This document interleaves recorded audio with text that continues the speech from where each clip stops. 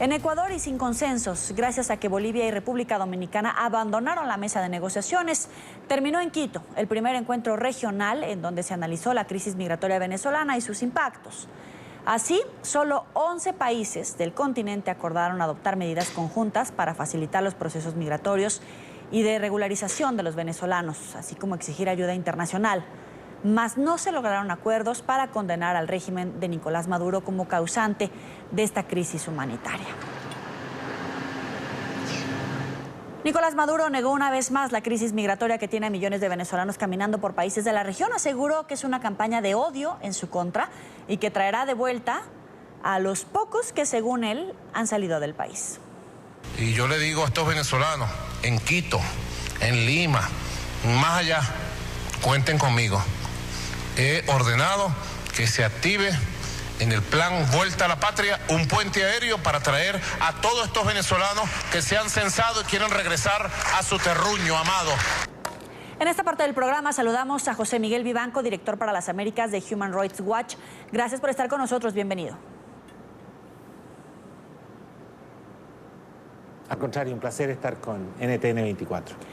La noticia que nos llega a este momento es que 11 países firmaron este documento de los 14 que estaban invitados, pero no hay un acuerdo para condenar al régimen de Nicolás Maduro. ¿Es una buena noticia la hoja de ruta que se trazó o es una mala noticia en general que no se haya condenado esta crisis humanitaria derivada de las acciones de Nicolás Maduro?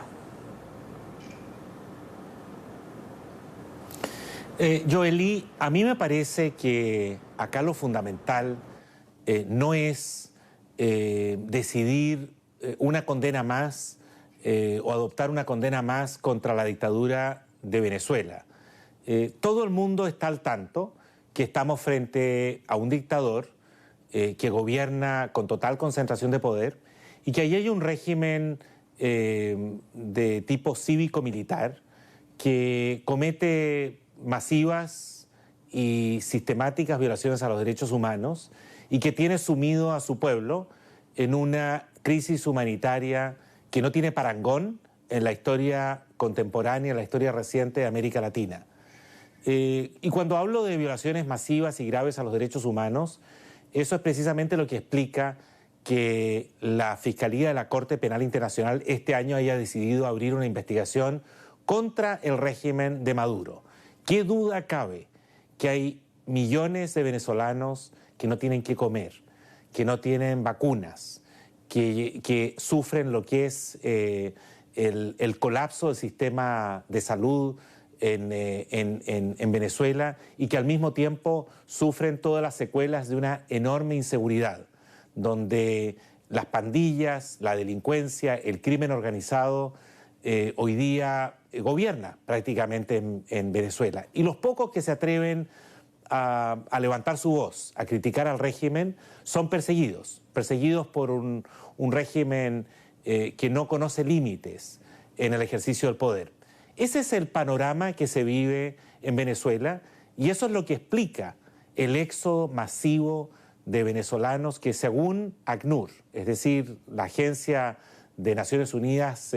con competencias en esta materia, hay más de 2 millones de venezolanos que han salido en los últimos años. En el último año solo 1 millón de venezolanos han salido con lo opuesto. Familias que caminan largas distancias, pequeños niños, ancianos, que salen con lo poco que tienen, huyendo del calvario, del infierno que representa hoy día Maduro en Venezuela. Y esos son a los que hay que coger. Y por ello es que, respondiendo a tu pregunta, Joely, a mí me parece que es mucho más importante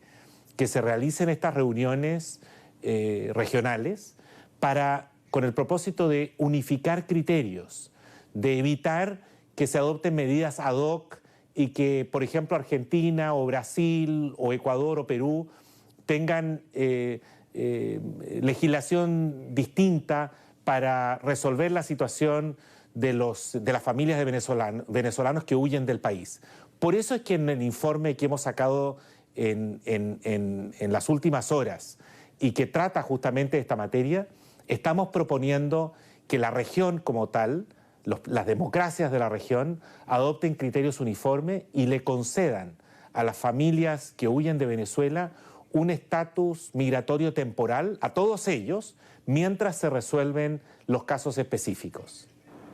Esa es mi pregunta clave. ¿Cuál es ese estatus migratorio temporal? Porque usted decía que en esta declaración de Quito debería de haber una respuesta regional uniforme, y la respuesta es seguir acogiendo a inmigrantes venezolanos en términos de hermandad, de solidaridad y de seguridad. Pero no hay un concepto claro si, por ejemplo, deben de ser bienvenidos como refugiados, que incluso ha sido puesto sobre la mesa como una oportunidad ya en Perú. Mira, Joely, la pregunta que tú planteas es central. Efectivamente, aquellos que huyen específicamente y especialmente por razones políticas deben contar con el reconocimiento y la protección en calidad de refugiados. Eso establece la Convención de Naciones Unidas del año 51 y la Convención o la Declaración de Cartagena, que en a lo menos 15 democracias latinoamericanas obliga, es decir, ha sido incorporada al derecho interno. Pero aquellos que huyen del país por razones humanitarias, como víctimas de la crisis humanitaria que todos los días el dictador venezolano Maduro niega y sostiene que está todo muy bien en Venezuela, algo que es de una falsedad total. Bueno, la gran mayoría ocurre que está saliendo a Brasil, a Ecuador, a Perú, a Argentina, a Chile, con los pocos bienes que han logrado salvar, huyendo porque no hay medicinas, huyendo porque no hay alimentos en Venezuela, huyendo por la inseguridad en Venezuela. Y creemos que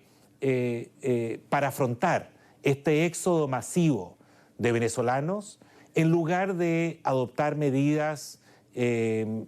como quien dice, de parche, ¿no? Es decir, soluciones que se adoptan o que se toman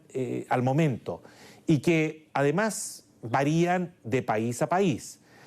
Lo que nosotros estamos promoviendo es que la región como tal adopte un solo criterio y se acojan a todas estas familias sin distinción, entendiendo que ellas huyen por distintos factores, los que acabo de mencionar, algunos por razones políticas, otros por razones humanitarias, pero todos tienen legítimos reclamos, no lo hacen por frivolidad, no lo hacen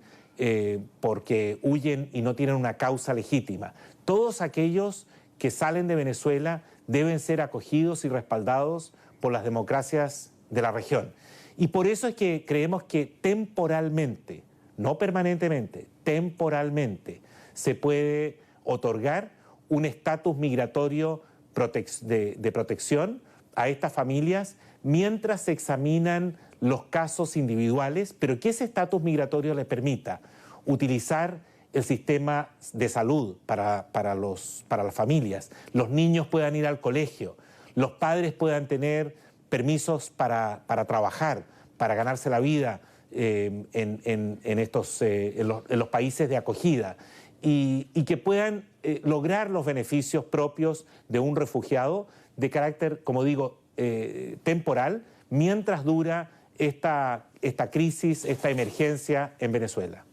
Claro, y es clave que sean esta declaración que usted nos da, que deben de ser acogidos temporalmente como refugiados, porque aunque estamos conscientes de que esos países que están reunidos no son los causantes del éxodo venezolano, es cierto que estas personas, entre los que hay niños, mujeres embarazadas, ancianos, situaciones en personas de vulnerabilidad, están expuestos en mayor medida a bandas del crimen organizado, al hambre, al riesgo que representa estar en tránsito por estos países. Hay que ponerse en los zapatos de esos venezolanos. Totalmente de acuerdo, y especialmente de aquellos que están expuestos a mayores riesgos, de mujeres y niños y de ancianos que salen caminando. Hemos visto las imágenes que ha transmitido NTN 24 y otros canales con reportajes especializados, viendo cómo estas familias van huyendo por las calles, por las carreteras, pero finalmente llegan a un destino. Y en ese sitio los gobiernos deben ofrecerles una protección mínima. Y lo primero, obviamente, es regularizar, aunque sea temporalmente, la situación de estas familias, para luego ir examinando algunos casos en particular, especialmente aquellos, por ejemplo, que puedan denunciar persecución de tipo político. Pero además creo que los gobiernos regionales, y ojalá que esto haya sido a lo menos tratado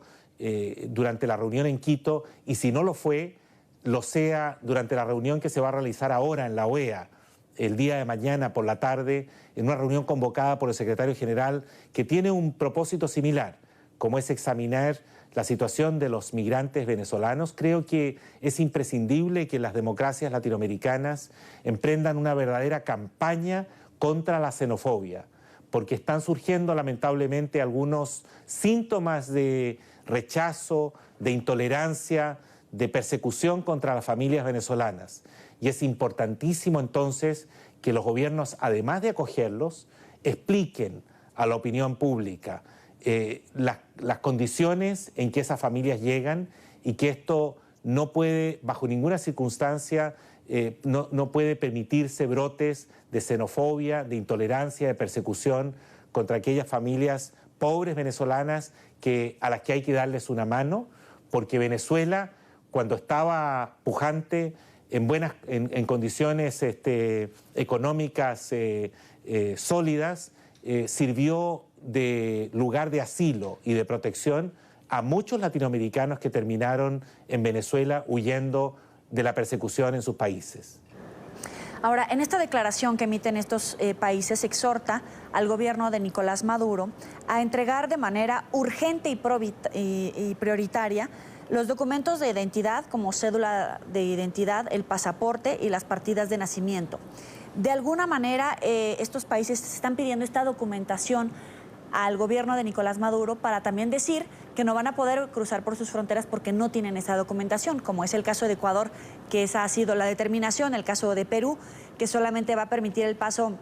de personas embarazadas, niños y adultos mayores que tengan cédula de identidad. Pero este estira y afloja de la solicitud de documentos por parte de estos países, aunque es su obligación o lo podemos entender como un documento migratorio requerido, también es cierto que pone a los venezolanos en una situación muy complicada porque no tienen dinero para pagar un pasaporte, no existe el tiempo para recibir la documentación como una cédula de identidad o a lo mejor una partida de nacimiento si están tratando de huir en medio de la crisis en Venezuela. Entonces, esta petición que usted hace debería de reflejarse el día de mañana en el seno de la OEA para que sean acogidos como refugiados, más allá de este debate que existe hoy de quién debe de otorgar el pasaporte o si los países deben de dejar de exigirlo en estos momentos? Joely, a mí me parece que ese punto debe ser discutido y abiertamente deben colocarse todos estos temas sobre la mesa, porque si gobiernos de la región, con la mejor de las intenciones,